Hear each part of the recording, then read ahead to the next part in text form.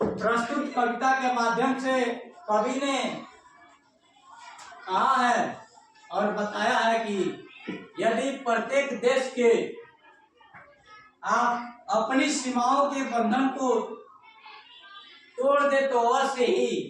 यह संसार एक परिवार बन जाएगा और न फिर युद्ध होगा और न ही युद्ध का डर रह जाएगा और न ही समाज में ऊंच नीच की भावना रहेगी, न जाति की भावना रहेगी, न संगठन की भावना, जाति ऊंच नीच की भावना नहीं रहेगी। बस हर तरफ मानवता ही मानवता नजर देखने को मिलेगा। प्रस्तुत कविता में अगली पंक्ति में कवि कहते हैं, कोई नहीं पराया मेरा घर संसार है, मैं न बधा हूँ देश काल की जंग लगी जंजीरों में, मैं न खड़ा हूँ जाति पाति की ऊंची नीची भीड़ों में, मैं न खड़ा हूँ जाति पाति की ऊंची नीची भीड़ों में, मेरा धर्म ना कुछ स्याही शब्दों का सिर्फ गुलाम है, मैं बस कहता हूँ कि प्यार है, मैं बस कहता हूँ कि बस प्यार है, घट घट में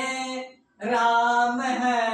घट घट में राम है, मुझ में तुम ना कहो मंदिर मस्जिद, मुझ में ना तुम कहो मंदिर मस्जिद, पर मैं सर टेक दूं, मेरा तो आराध्य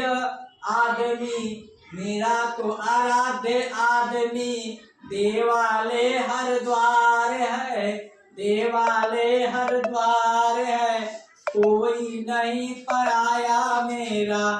घर सारा संसार है,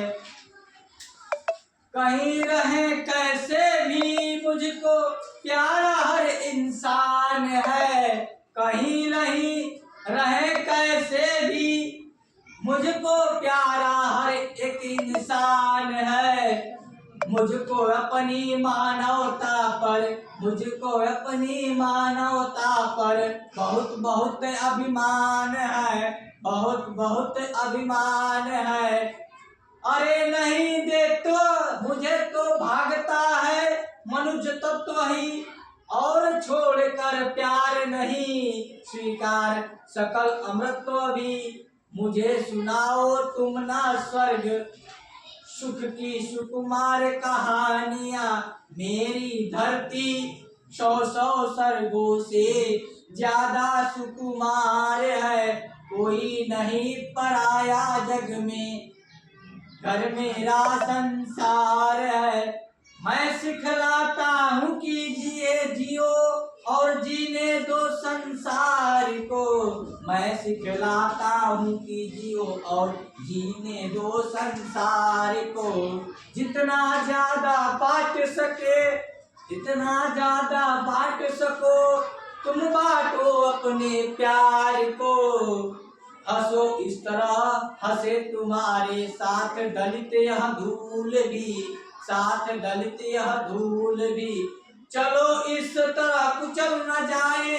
पग से कोई सूल भी, सुख न तुम्हारा केवल जग का भी उसमें भी कुछ भाग है, फूल डाल के पीछे पहले उपवन का श्रृंगार है, कोई नहीं पराया मेरा घर सारा संसार है। प्रस्तुत कविता में कवि कहते हैं, मैं आपको सिखलाता हूँ कि इस संसार में आपको जलन करने की कोई भावना अपने अंदर नहीं रहना चाहिए, ईर्ष्या की भावना नहीं रहना चाहिए, और सभी को जीने का अधिकार अपने अपने तरीके से होता है, सबको जीने दो और सभी से तुम क्या करो, प्रेम बांटो, यानी प्यार करो, हंसो इस तरह कि इस संसार में दलित भी,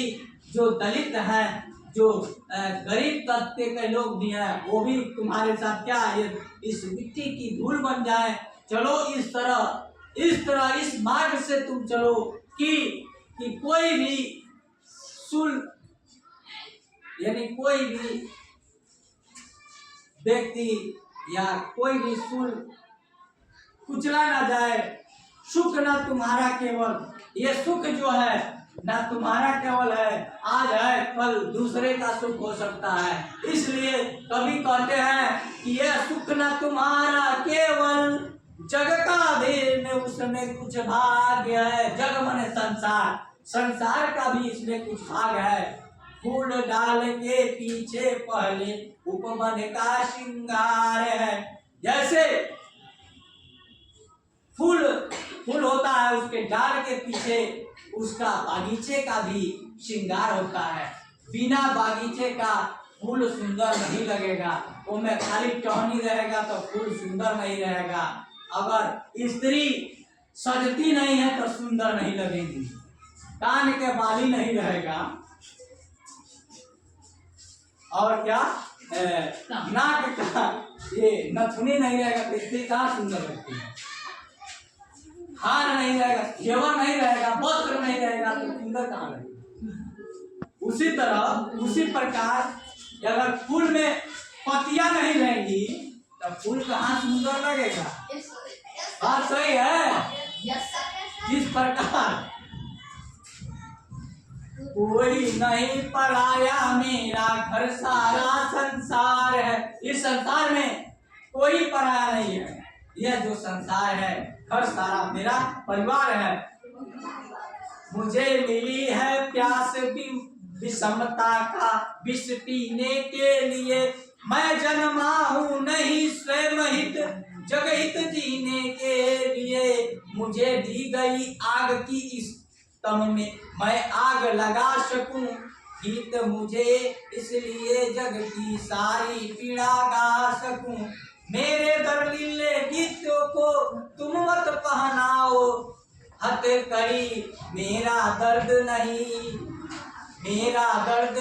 मेरा है सबका हाहाकार है। कोई नहीं पराया मेरा जग सारा संसार है, घर मेरा संसार है। वही कविता मुझे कविता में कवि कहते हैं मुझे प्यास मिला है विषमता का विष पीने के लिए, यानी जहर, विष माने जहर। मैं जन्मा नहीं स्वयं ही, यानी अपने हित के लिए मैं जन्मा नहीं हूँ, दूसरे का भी भलाई करने के लिए मैं स्वयं जन्मा हो, दूसरे का मैं भलाई कर सकूं, कोई गरीब हो उसका मदद कर सकूं, जग हित जीने के लिए।